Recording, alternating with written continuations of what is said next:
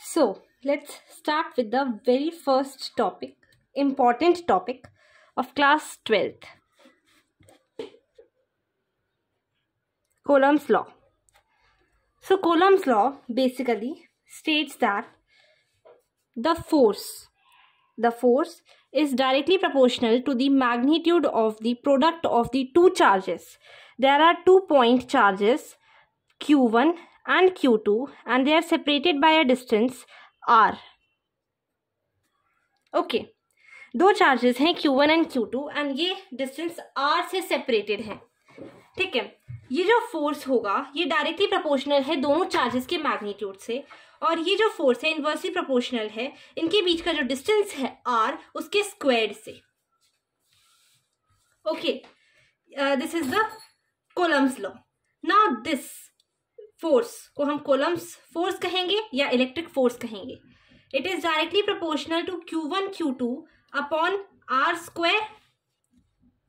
Nextly, this force, electric force is equals to, जब हम equals to तब लगाते हैं जब ये proportionality का साइन हटाते हैं. इस proportionality के साइन पे यहाँ पे एक proportionality constant आएगा KE, which is known as electrostatic constant.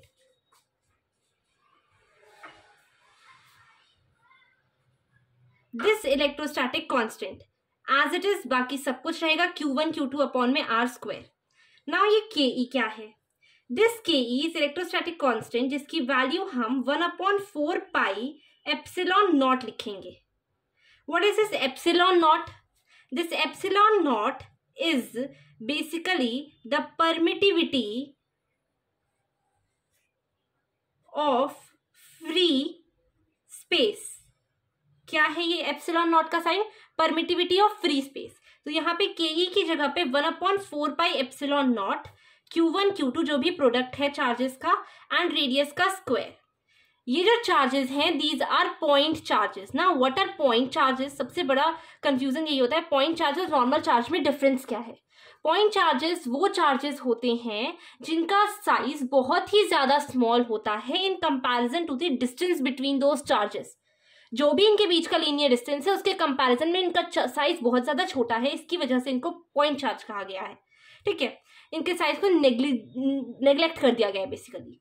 Now इस 1/4 पाई एप्सिलॉन नॉट या KE की वैल्यू क्या है? 9 × 10⁹ Q1 Q2 अपॉन में रेडियस का स्क्वायर. ठीक है. नाउ फोर्स की तो हमें SI यूनिट तो पता ही है. कॉलम फोर्स की SI यूनिट वही होगी न्यूटन्स. ठीक है. नाउ एप्सिलॉन नॉट की वैल्यू क्या है? अगर हमें इसकी वैल्यू ना देके हमें इसकी वैल्यू किसी भी सिचुएशन में पता करनी हो तो एप्सिलॉन नॉट की वैल्यू है 8.854 × 10⁻12. ठीक है. × 10⁻12 है इसकी वैल्यू. किसकी?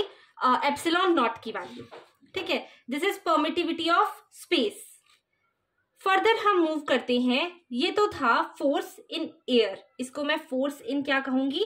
एयर कहूंगी. इस वाले केस में मैं फोर्स इन एयर कहूंगी. ठीक है. जब मैं बात करती हूँ फोर्स इन मीडियम में, कोई भी मीडियम ले लेते हैं, वाटर ले लेते हैं, वाटर में तो एक और कांस्टेंट आता है. ठीक है. उस कांस्टेंट की बात हम अभी करेंगे. ये 1/4 पाई एप्सिलॉन नॉट है. यहाँ पे K आएगा. ये K ये वाला K नहीं है. ये K जो है इस K का नाम है dielectric constant. And this dielectric constant I will tell you further क्या होता है इसके साथ. Q1 Q2 अपॉन में R का स्क्वायर. ये जो है एप्सिलॉन नॉट K इसकी जगह पे हम एप्सिलॉन यूज करते हैं. Epsilon it is not E, it is made in this way only. Now this epsilon is permittivity of medium. ये मीडियम की परमिटिविटी है. ठीक है. तो यहाँ पे क्या आ जाएगा? Force in medium. MED देख रही हूँ मीडियम के लिए 1/4 pi epsilon Q1 Q2 into में रेडियस का स्क्वायर. ओके. ये था हमारा कोलम्स लॉ बेसिकली. सो कोलम्स लॉ यही चीज स्टेट करता है.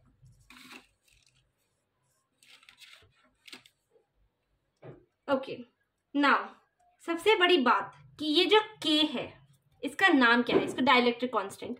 अगर मीडियम में हम लेंगे वाटर, सपोज कर लो मीडियम में वाटर ले लेते हैं, तो इस K की वैल्यू होती है 80, ठीक है।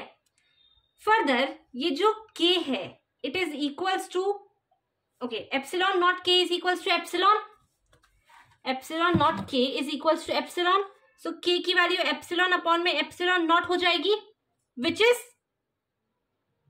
जो कि क्या होगी, K की वैल्यू, इसको हम क्या कहेंगे, इसको हम ER भी कह सकते हैं। What is this ER? Again this is relative permittivity, ये रिलेटिव परमिटिविटी है इसका नाम, या इसका नाम ESU इलेक्ट्रोस्टैटिक यूनिट, या इसका नाम स्पेसिफिक इंडक्टिव कैपेसिटी है, स्पेसिफिक इंडक्टिव कैपेसिटी है, ठीक है। तो ये इसकी वैल्यू है।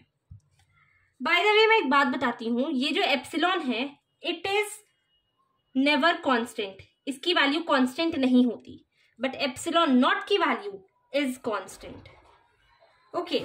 अच्छा, ये जो एप्सिलॉन नॉट है इसकी एसआई यूनिट क्या होगी, कभी भी पूछ सकता है ना। तो एप्सिलॉन नॉट की जो वैल्यू होगी, एसआई यूनिट होगी, वो हम इजीली निकाल सकते हैं। इन बाकी जो भी मटेरियल्स हैं इन सबको हम इधर ले जाएंगे, Q1 Q2 R स्क्वायर उधर चला जाएगा, 4 भी इधर चला जाएगा, फिर आराम से हमारी एप्सिलॉन नॉट की वैल्यू निकल जाएगी।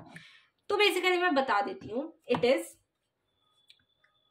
कूलम्ब स्क्वायर पर न्यूटन पर मीटर स्क्वायर, कूलम्ब का स्क्वायर पर न्यूटन पर मीटर स्क्वायर, ठीक है। इसकी एसआई यूनिट की अगर मैं डायमेंशनल फॉर्मूले की बात करूँ तो m-1 L-3 a square T⁴, ठीक है। ये कूलम्ब्स लॉ है।